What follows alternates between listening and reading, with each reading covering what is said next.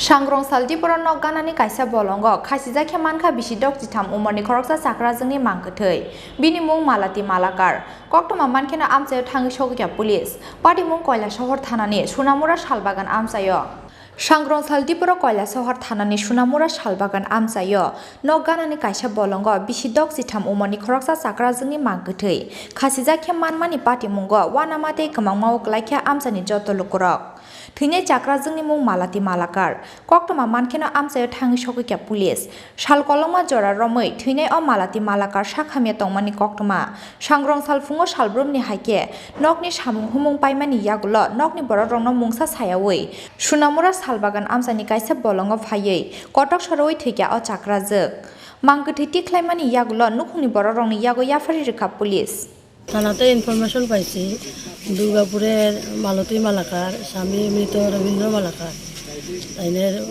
মালতী Malakar suicide করছে আর কি।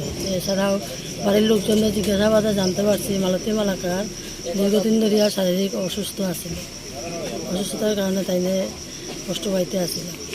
আজকে তারার বাড়ির পেছন দিকে শালবাগানে এটা সোনামরে এরিয়া পরে ওইখানে তাইনে হ্যাঙ্গিং অবস্থায় দেখা গেছে। এটা কি মানে মূলত কি কারণে সুইসাইড করছে জানা গেছে এখন পর্যন্ত?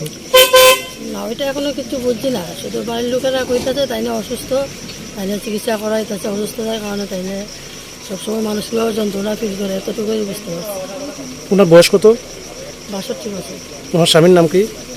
মৃত রবীন্দ্র মালাকার। थैनाय जाग्रा जोंनि खरंनि बोस्ला ते खरकसा बोसाजोक टंमानि कक खरंनि बोस्ला टंमानि बिसिंग खरकसा बोस्ला लाई थांनाय बिसिकथाम सकांगो थैमानि कक्टमा